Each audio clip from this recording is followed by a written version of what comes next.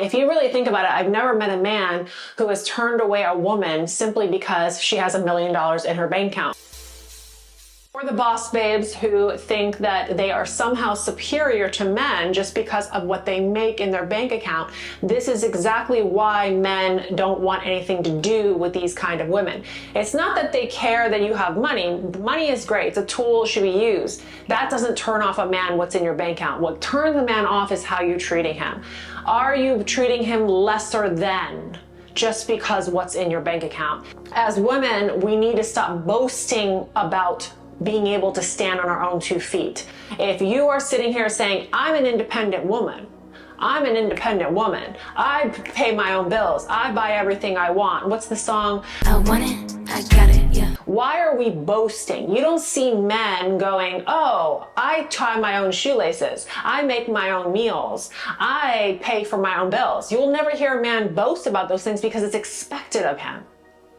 So why as women are we acting like we are doing some incredible feat simply by standing on our own 2 feet? We are adults. We're supposed to pay our own bills. We're supposed to tie our own shoelaces. We're supposed to clean and cook and take care of our home. These are things that you do as an adult. Regardless whether you're single, married, divorced, you have to stand on your own 2 feet. If you have to rely on somebody to function in life, then you are not only not an adult, but you are a liability. So are we going to, as women, act like we are takers in a relationship? Are we going to be a net negative in our relationship? Or are we going to start adding and giving back in that relationship? That is a super important point here. As men in general, they are giving up on marriage and dating because so many women want to act like they're independent and they're boss babes, but then when they start the relationship, they can't even stand on their own 2 feet. They want him to do everything for them. They want him to hire a nanny. They want him to hire a house cleaner. They want him to plan dates and make spontaneous fun things. Why aren't you as a woman doing those things? Why aren't you standing on your own 2 feet and being an adult and being the independent boss babe that you claim to be? Until a woman masters this, that is when she truly becomes valuable to a man. And she has to not complain about it either. You know, why are we doing things and then complaining about it? If we're going to genuinely be an adult and be independent and be a self-sufficient person, then we cannot complain about taking the responsibility on those things. Right? If we're going to claim that we are boss babes or leaders, then when you take on a responsibility and you complain about that responsibility, technically you don't want that position. You need to hand over the role to somebody else.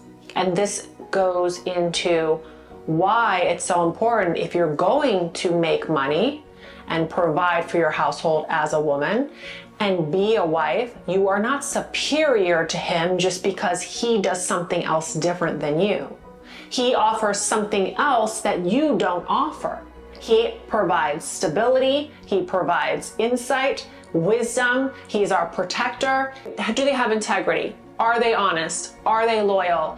Are they kind? Are they not people pleasers? All these things is what makes a man desirable traits. It's not just in men either, right? We also have to deal with women. Women are, being seen as just strictly their beauty. And when we view women in their value just for their beauty, that allows a lot of bad behavior. It allows women to forego the things that really are going to create a home and a family and a future and a better generation.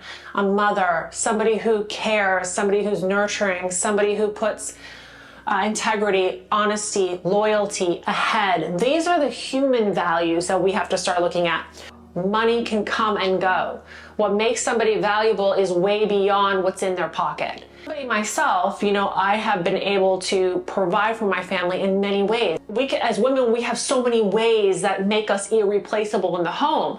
If a woman can make money, provide for her family, and know the balance, know that she's not superior to anybody just because of what she makes, Men are not going to turn away a woman who is independent and stands on her own 2 feet. In fact, a man wants a certain element of a woman to stand on her own 2 feet.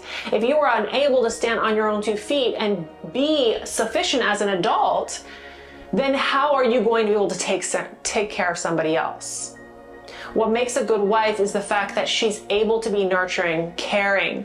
When he comes home, she's a friend, she's a confidant, she's a cook, she's a nurturer, she's a nutritionist. She can cut his hair, she can take care of his kids in a loving way. She can, be a great companion for when he goes places and a supporter for the things that he needs to do, a cheerleader. All these things add up. To succeed, we have to be able to do many things, multiple things at once, and do them well.